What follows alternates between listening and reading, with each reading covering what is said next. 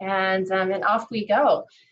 So welcome everyone. Hope you're all doing well, and I hope you're all staying healthy. I know that this has been a really crazy time with everything going on in the world, and so I hope you're all staying grounded in this and taking the measures to keep yourselves healthy.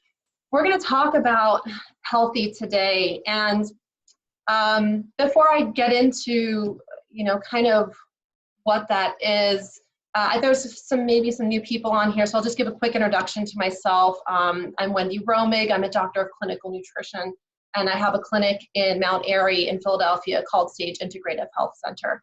And in that clinic, I see a wide range of health issues, gut issues, hormonal imbalance, adrenal, cancer recovery and co-treatment. So pretty general practice here, but I definitely have areas that I see a lot of. So the topic of what is healthy has been coming up a lot for me, because I've been hearing this thrown around. People will say, oh, well, so-and-so seems so healthy to me, or they got sick, but they were healthy. And so I want to visit that concept today in this webinar to kind of redefine what healthy is. So we've all used the word. We probably all have our own conceptions of healthy. And what I'd like to do, because I have you all on mute, I'd like for you to all, if you want, to find your chat button, and you are welcome to chat questions to me throughout the webinar, and throw ideas out there. So I will keep the chat open as well on my side. So if anyone did want to chat something, if you didn't want to unmute, especially during the Q&A session, if you didn't want to speak, you can put something in the chat box. And even in the middle of the session, if I touch on a topic that you really want me to just address for another minute, just type it really quickly in the chat box, and I'll see if I can get back to it. So healthy is, it's an interesting concept, but what does it really mean? We all have probably our own ideas of healthy. Some people think that healthy is looking healthy, right? Can someone look healthy? They can have nice skin, maybe they are physically fit, maybe healthy to, their lifestyle seems healthy. We might define someone by their lifestyle. Oh, they're a vegetarian, they must be very healthy, or they are an athlete, therefore they're healthy. And so what I want to do is kind of redefine that, because it's very common that I see people in my clinic that are all of those things, that have kind of the quote unquote healthy stature, what would be deemed as medically healthy. They might have vegetarian lifestyle, or maybe a very clean diet, or they may have a very active lifestyle, but they might still have some underlying health issues. So this is where I want to kind of get our mind wrapped around the idea of healthy being an internal concept versus external. And I think as a society, we put a lot of weight on the external concepts of healthy. We put a lot of weight on being able to look at someone or look at their lifestyle and say, wow, that person's really healthy. And then we put that on ourselves too, to say, I want to be healthy. I want to exude health. Well, how do I know how to be healthy if I'm not sure what healthy really is, right? So healthy, and I'm going to kind of top to bottom this a little bit in our discussion today. And this is just going to be a brief discussion, maybe 25 minutes or so, and then we'll get into Q&A. But I really want to start thinking about the top to bottom. What is health really? So healthy is described as someone that has vibrance, they have ability to carry out day-to-day activities with good energy. So there's an energy factor. There is often, someone that's not getting sick a lot. This is someone that's considered healthy. So, but looking internally, let's look at health from the inside out. Okay, because I talked about the external factors, the looks of a person, their lifestyle, their diet, those are more external. So going in, we're flipping our body inside out and saying, okay, now let's open it up and see what really, how healthy we really are and how healthy someone could be. And the first place I'd like to start is the gut. And because the gut is one of the areas of the body that I see a lot here. I actually, it's become one of my specialties. I see probably about 70% of my cases are gut health cases. And It's because gut health is so critical to overall health and well-being. And someone could exercise and eat well and have all these good components of health externally, but they might have a gut that is completely torn up. And it's not something most people are going to share. They're not going to walk around saying, oh, I'm really bloated, or, you know, I have terrible bowel movements, I feel awful. You know, those are things people don't usually express. So, but there's something we can look inside of ourselves and say, what's my gut health looking like? So let's take a look at what gut health is. And I actually have an entire 1.5 to 2 hour class that I do just on gut health. So we're not going to get that deep today because gut health is a really huge topic. I'm going to get into a couple of the bullet points on gut health to really give you an idea of what gut health looks like. But gut health ultimately is healthy digestion. Healthy digestion means that you're having regular bowel movements, healthy bowel movements that have a good shape and consistency, not much gas and bloating, that you are not having any reflux, that you're digesting your food reasonably, that you have good, strong digestion. And in an Ayurvedic term, or from a Chinese medicine term, we're talking about fire, right? Because one of the central areas of our body that is fire is our stomach. And why is that? Because the acidity of our stomach is really what helps break those foods down. And that's called that internal fire. In Ayurveda, it's called Agni. Agni is fire. And we need to have good gut health for all other aspects of our body to work properly.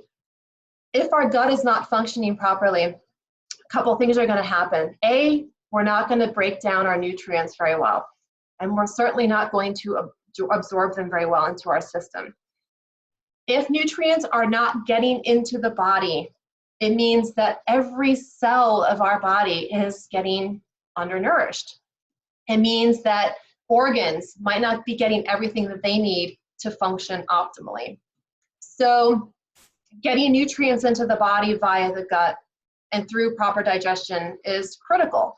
Now, digestion starts, and this is where I start my gut health class. I always ask people, where does digestion start, right? And people say the mouth, but it actually starts with our brain, right? So when we think about digestion and how it starts with our thoughts, we're thinking about food, we're looking at food, we're smelling food, and that should stimulate a digestive process. It should start to bring about digestive juices. It should start to bring about enzymes, hydrochloric acid, things that are, and hormones that are going to start helping your body break the food down and move it through your digestive tract. That's in an ideal situation. But in a lot of people, this process breaks. It doesn't work optimally. So there might not be enough hydrochloric acid to break our food down. There might not be enough release of enzymes to continue breaking down our food. And there might not be neurotransmitters and hormones that are bringing about that peristalsis, right? The contraction of the gut muscles to push food through all the way through to the colon. And so we can see that this might be a problem with good health, because if we now have poor nutrient absorption, so there's two parts of our gut. There's the upper part of the gut and the lower part of the gut. If your health is compromised in the upper part of your gut, it might mean that you're not getting nutrients into your body. And if your gut is compromised on the lower half of your gut, so that would talk about the large intestines and the colon, you might actually be either holding on to toxins if you have slow digestion, meaning you're constipated. Someone that doesn't go have bowel movements on a regular basis, their body's actually holding on to toxins that should be getting rid of every day. And this is a problem. So this is increasing the toxic load on our body, okay? Someone that has really fast digestion, they have loose stool, they tend to have diarrhea, they go to the bathroom 6 times a day. Now you're having the opposite issue. You're getting rid of things easily, but you're also getting rid of electrolytes. And it also means that you're probably not digesting and absorbing enough of your nutrients. They're going through you too quickly.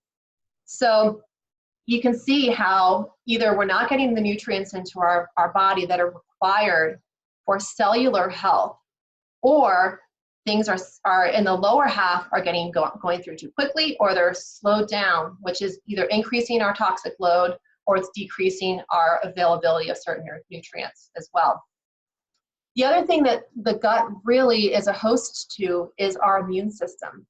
So a lot of people don't realize, people think that our immune system is something in our bloodstream, but our gut is one of the bigger parts of our immune system, and so there's the gut associated lymphatic tissue. You don't need to know that sciencey language, but the gut associated lymphatic tissue is part of our immune system. So it produces certain antibodies, and this is where people can develop food sensitivities. This is how people with celiac. This is the gut associated lymphatic system. This is the immune system of the gut that's reacting to foods that are coming in. The other part of the gut's immune system is our microbiome. And I'm sure all of you have heard of probiotics, right? Probiotics are a really popular supplement that people can take. Probiotics are used to put good bacteria into the body. Now, the whole idea of having a healthy gut bacteria revolves around our immune response. Good bacteria actually can help fight things off. Good bacteria is part of our immune response in the body. And the things that feed good bacteria are things like healthy plant-based foods, fiber, and beans and grains and things like that. Bad bacteria, so we hear about the bad guys, right? The bad bacteria in our gut. We don't want a lot of bad bacteria, because what the bad bacteria does is it actually can stimulate pathogens. It can actually increase our body's risk factor to getting sick. We don't want that. We definitely don't want that. The other thing that can happen is when we have an imbalance of certain things in our body, it can actually stimulate an autoimmune response too. So this actually can trigger too much immune response. So we have to make sure that our bacteria in our gut is very balanced. Otherwise, we're going to have some sort of potential risk for poor immunity. And so how do we do this? How do we get our gut into a good place? Well, I mentioned a couple of things. We eat some healthy plant foods, right?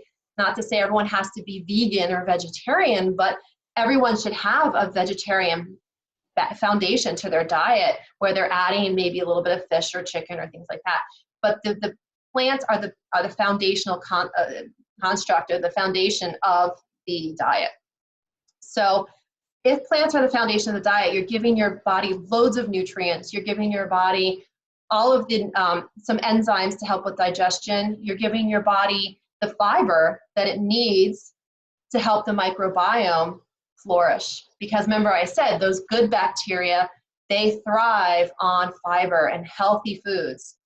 The bad bacteria thrive on sugar and simple carbohydrates. So we really, really want to be careful, especially when there is a threat out there like what we have right now with the virus, making sure we reduce our intake of sugar and reduce our intake of simple carbohydrates, because that is actually lowering our body's immune response. We don't want to do that. So gut health is critical for overall health. And if someone does not have a strong gut, their body will be affected in so many other areas. Poor gut health affects sleep. It can lead to depression. It can lead to anxiety. It can lead to autoimmune conditions, inflammatory conditions. There's a link to poor gut health and diabetes. So the list goes on. So gut health is really critical. And if in the traditional system of medicine in India called Ayurveda is the traditional system of healing and medicine. In Ayurveda, if you ever were to research Ayurvedic medicine or go to an Ayurvedic practitioner, they're going to ask you a lot about your gut.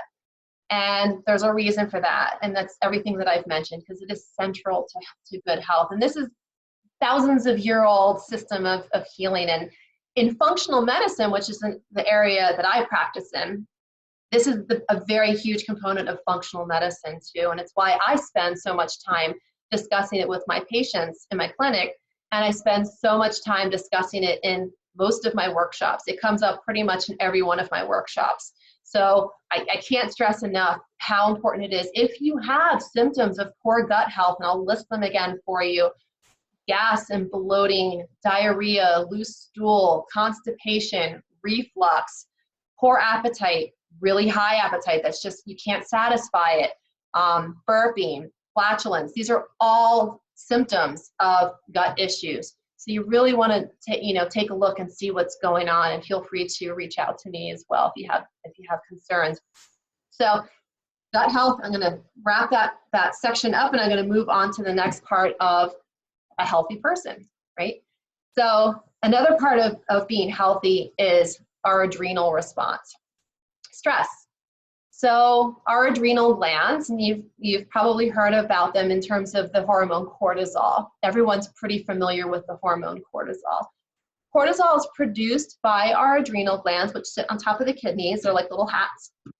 And the adrenal glands are there for a lot of different purposes. Our adrenals are not just there as our stress responders. They're actually there to help with hormone production for women, especially estrogen and progesterone are also produced in the adrenals, especially post-menopause, which is why women who have had a lot of stress that have some adrenal issues going into menopause may have a lot more symptoms of menopause, like hot flashes and night sweats, because their adrenals are not producing enough backup estrogen to keep them going. So the adrenal response is really critical. Now, here's the thing that's really important to know about stress and our immune health and health in general. When cortisol goes up, our immune system goes down. Okay, I'm going to say this again. When cortisol goes up in response to stress, our immune system gets blunted. It gets all but turned off. This is our body's innate response, because when we're in a fight or flight situation, which is how our bodies were designed, is more in the primal sense originally. In that fight or flight situation, if you are really trying to get out of a dangerous situation, your body is going to shut off or blunt all other systems that might use energy reserves. The immune system can use a fair amount of energy, so does digestion. So now we're seeing a link back to digestion. So this is how stress can really compromise our health. And someone that might seem healthy, or even that has, a good exercise routine or that eats well, the stress load of that person can wipe out all of that. Well, actually, not all of it, because all of those things are helping a lot. If they didn't have those, it'd be probably way worse. So that's a selling point for always just doing the best you can. But the stress response in the body, it decreases the immunity. And so if we're coming in contact with pathogens, whether it's a virus or bacteria that might be in our food or somewhere else, that our body is not going to catch it as easily because the immune system's not working optimally.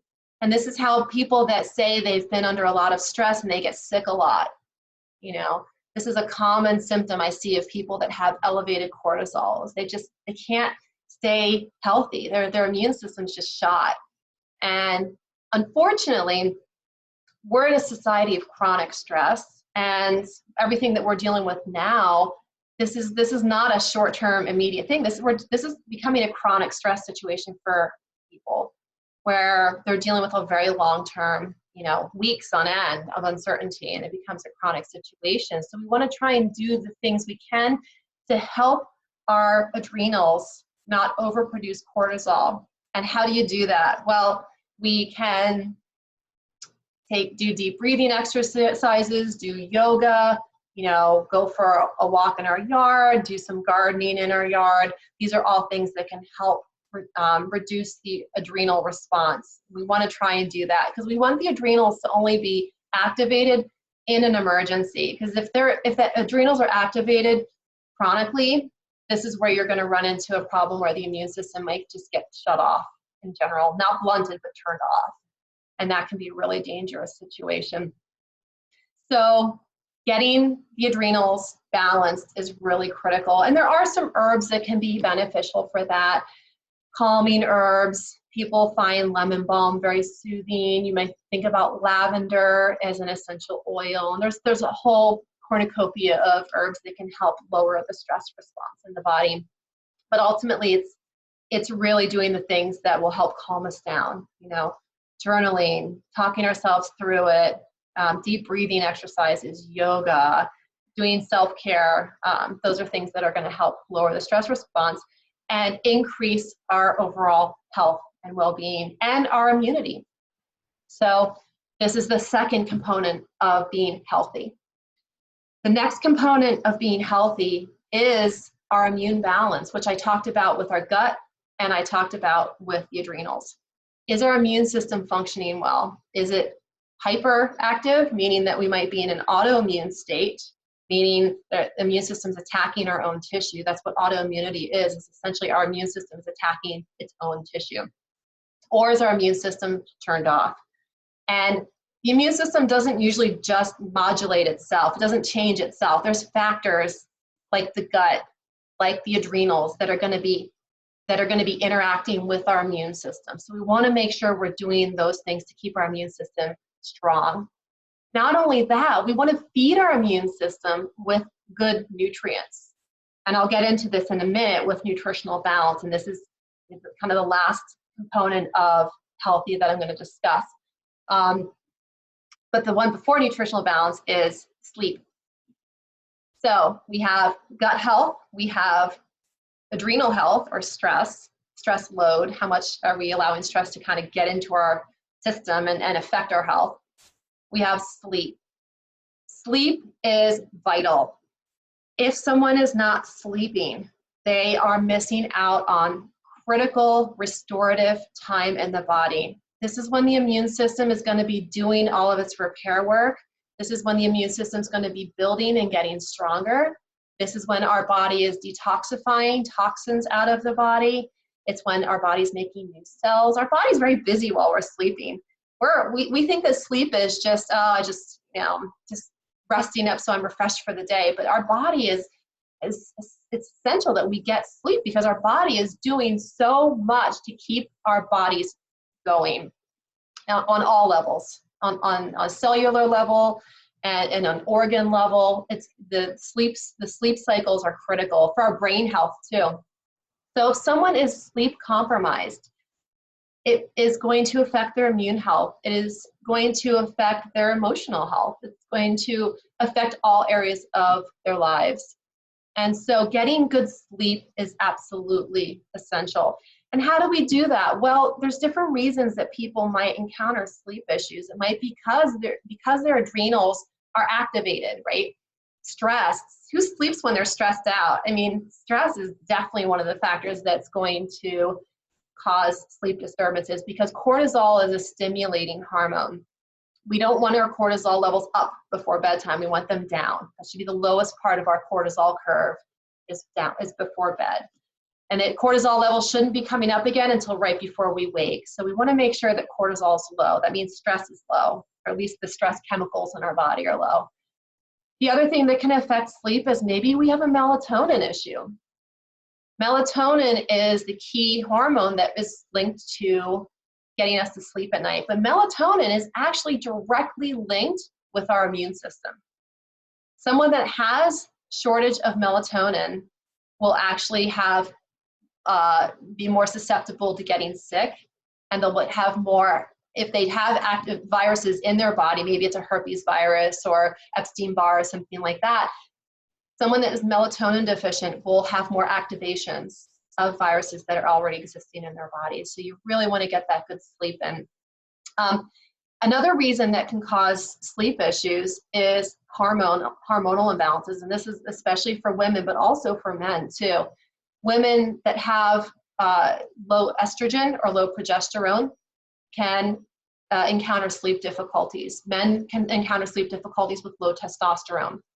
So there's a lot of things that can factor into hormone balance, but I mentioned one of them, which is the adrenal glands.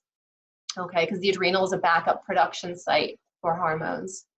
So we want to make sure that our hormones are balanced, and there's a lot of different ways to fix. I'm giving you kind of the high level of where things can go wrong and what the definitions of health are.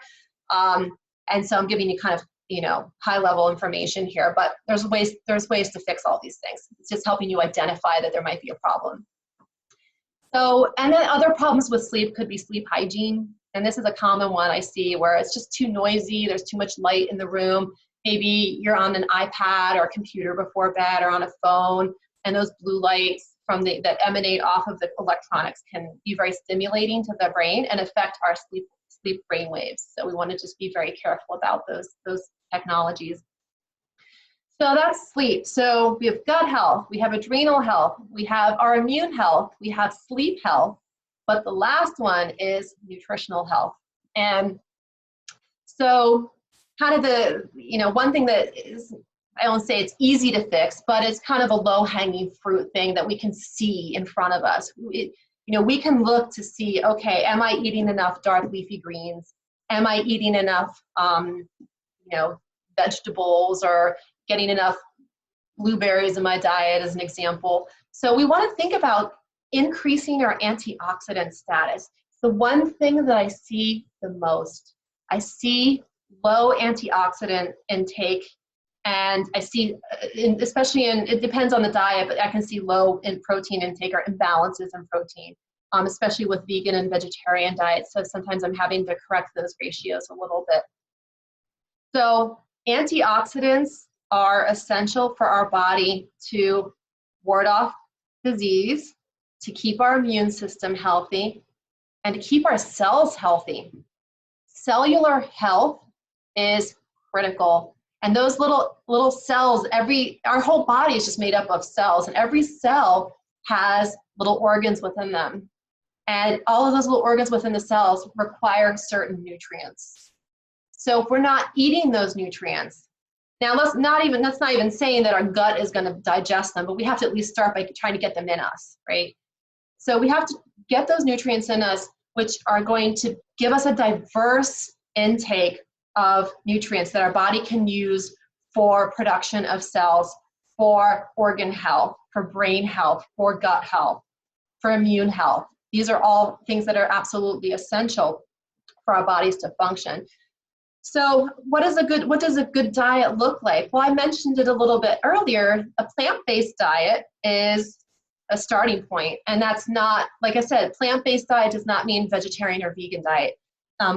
People use plant-based diet in that way to define a vegetarian or a vegan diet. But when I talk to people about a plant-based diet, I talk to them as a foundational principle, meaning that you're eating a lot of things from the plant kingdom. And because without those foods in your diet, you're missing out on critical nutrients. And so you might be macronutrient intense. So you might have plenty of carbs, plenty of fat, and plenty of protein in your diet, but you might be micronutrient deficient.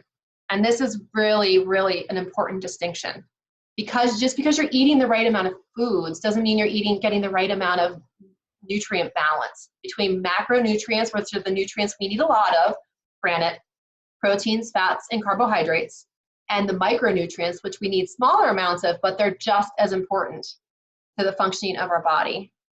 And the micronutrients, the B vitamins, the vitamin C, vitamin D, vitamin E, and A, vitamin K, these are all nutrients that are going to be critical for our bodies to function, critical for immune health, antioxidants that are going to help pull toxins out of the body, help our liver get rid of things.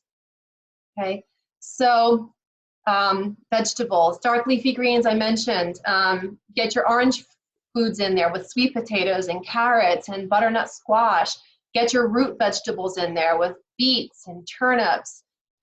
Get your leafy herbs in there like parsley and cilantro. Those are all kind of the cornucopia, plus your cruciferous vegetables, which are really essential for liver function. The broccolis, cabbage, cauliflower, okay? And then looking at getting nuts and seeds into the diet. Nuts and seeds are a wealth of nutrients and have a lot of antioxidants in them as well, like selenium. And selenium is really critical, and actually it's really a critical nutrient even for this virus, getting enough selenium. Nuts have some zinc in them. And zinc is absolutely critical in our diet. So many people have a zinc deficiency, so many people. And because zinc's not found, it's found in oysters and a little bit in some fish, but zinc is in most common food. People aren't eating oysters too often usually. So you're going to find zinc mostly in foods like pumpkin seeds and sesame seeds. Ginger has a lot of zinc in it. Actually, beans have a lot of zinc in, and some whole grains. So we're looking still at the plant foods, proteins, fats, and then the proteins and fats and carbs as well. So looking at the whole picture, beans and grains, the dark leafy greens, your root vegetables, your cruciferous vegetables like broccoli, getting your fresh herbs in there, which are very high in nutrient quantities in content. These are all going to be things that are really critical to your diet. And then you can add things in, like, like fish or organic chicken or things like that, that can augment with some protein. So I hope this gives you a little bit of a sense of health. I told you I would do about 25 minutes to 30 minutes of just class, but I wanted to open it up to questions as well. Just again, to give you a quick review, gut health, keeping our gut healthy and strong. If it's not healthy and strong, looking to see, write down what your symptoms are. And a good way to see what your health status is to keep a 5-day log of symptoms and of your diet. So if you want to take the next week and just get a pulse on your own health, do these things. Okay, you can get a piece of paper. You can write down your food that you're eating every day. Write down any gut symptoms that you have. You can write down how you slept that night. Write down how much water you're taking in. Okay. Write down what your stress level was like. And then write down your physical activity for the day. And start to gauge what your health level is.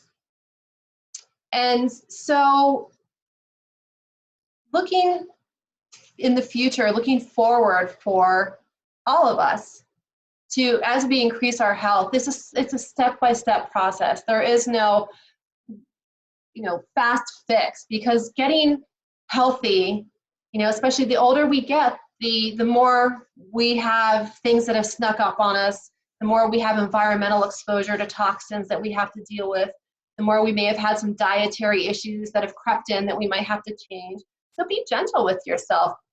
The first step is having that understanding of where you stand with your health. And then the next step is to take a gentle process of making some adjustments to see if you can get some healthy habits in place for yourself, and maybe start addressing if you do have a gut issue. See if there's some foods that are triggering it.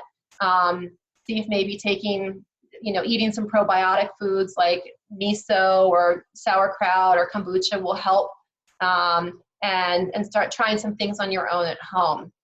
Try some deep breathing exercises and yoga to reduce stress. Go out, get a nice, safe walk in, and do some yard work, do some gardening, do some things like that that are going to help reduce your stress. Do things to help improve your sleep. So you can take those measures to increase your health over time as well. So I'm going to go ahead and just unmute everyone. And feel free to ask any questions. If you don't want to be heard, you can just go ahead and remute yourself. But does anyone have any questions or thoughts about our discussion today?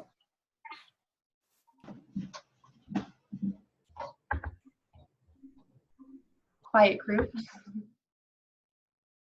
Well, my question, I'm Paula.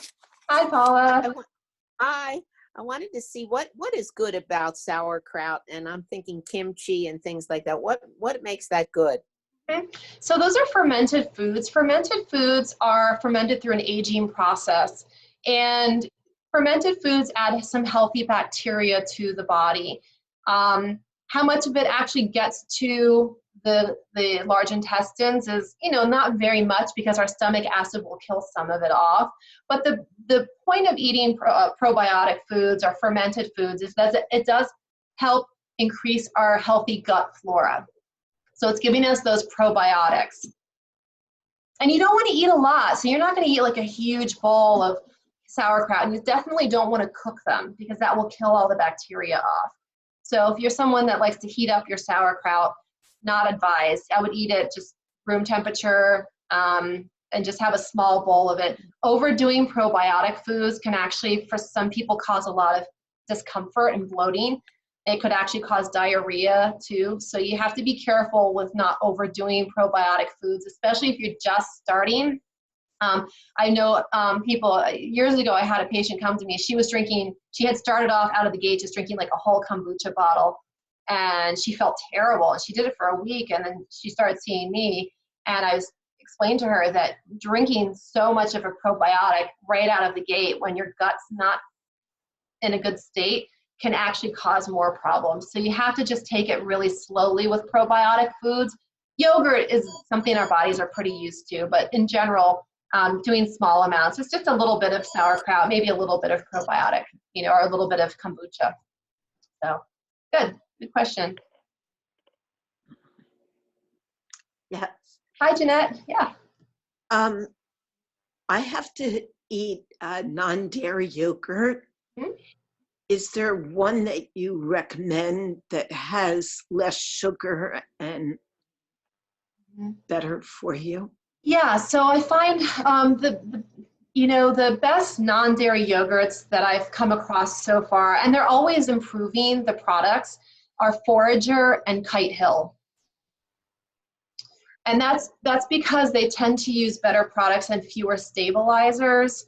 I don't like the soy-based yogurts. They tend to put a lot of stuff in them. There's a lot of fillers in there to make them seem like a yogurt consistency. There is a coconut yogurt brand, which is slipping my mind. If anyone can think of it, if you want to pipe in or put it in the chat, go for it. If anyone else has some other vegan yogurt suggestions too, please feel free to throw them in the chat. But Kite Hill and Forager have been my two preferred brands.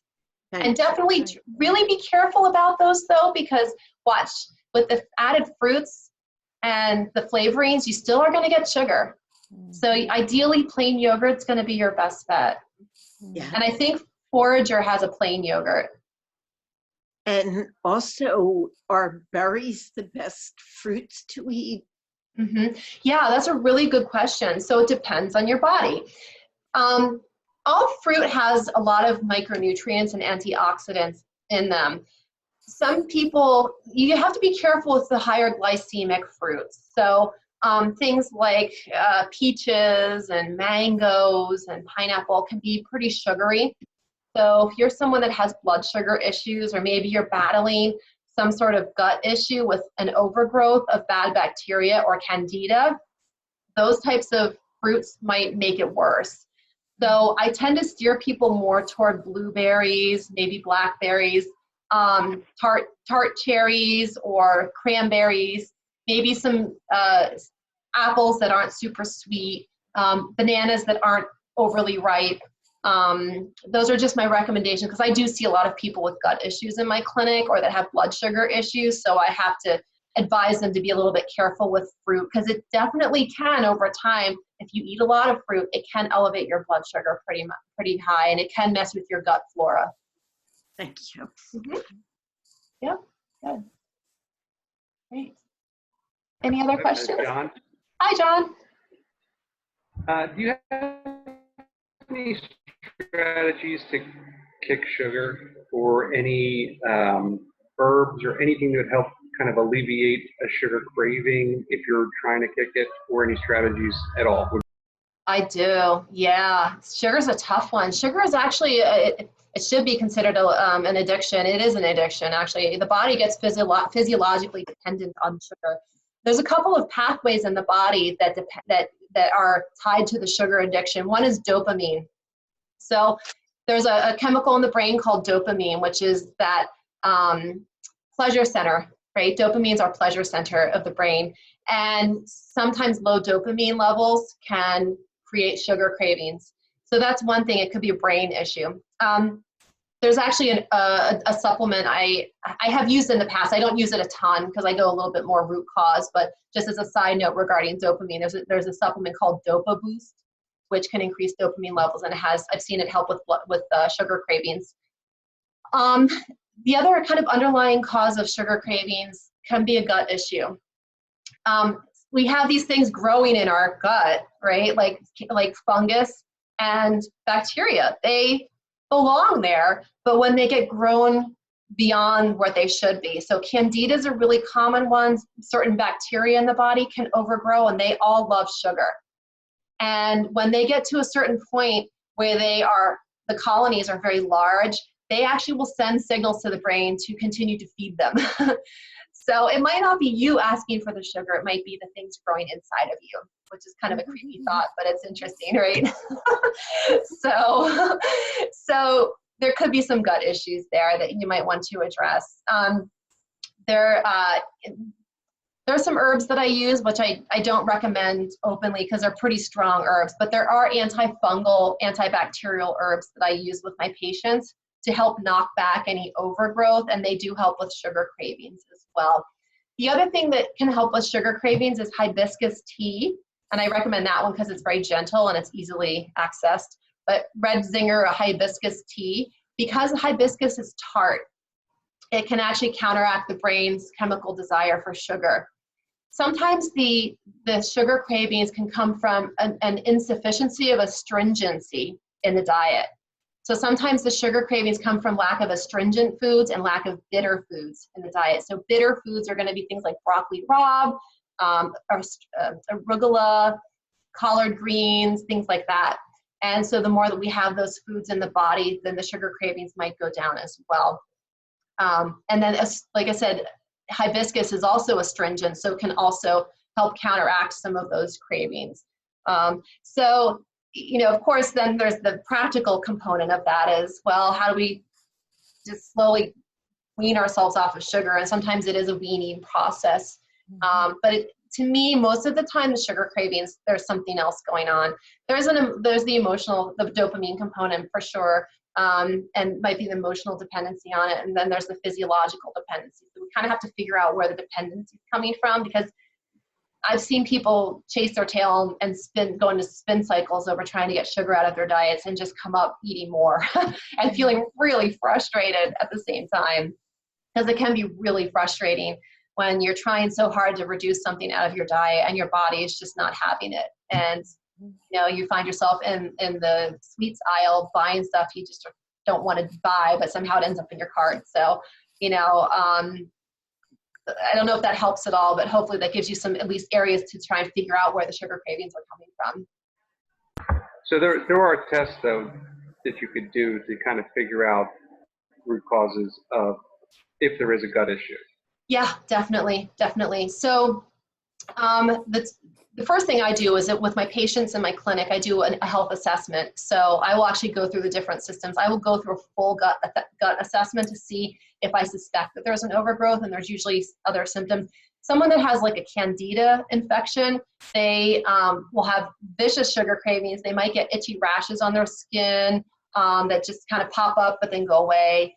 Sometimes if they take a shower, they might feel itchy after a shower, and it's not because of dry skin. It might be because of the heat activating candida in the body. So those are some signs and symptoms of candida. I do an organic acid test, which is a urine test.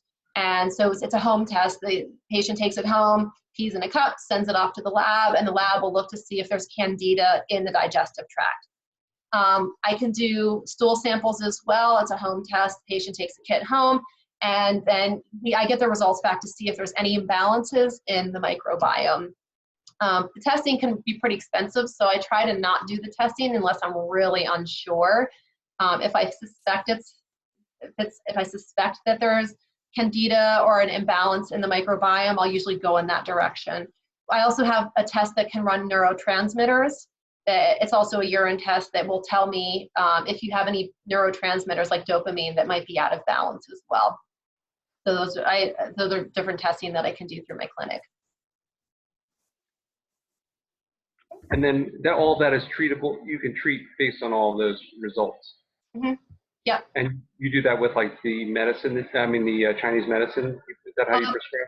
So I do Western herbal medicine traditionally. I use some Ayurvedic herbs as well, but yeah, I do use herbal medicine as the intervention with dietary changes as well. It's the first couple of weeks of going through, those interventions can be challenging because you're trying to remove as much sugar as possible while letting the herbs kind of take hold and clean it out.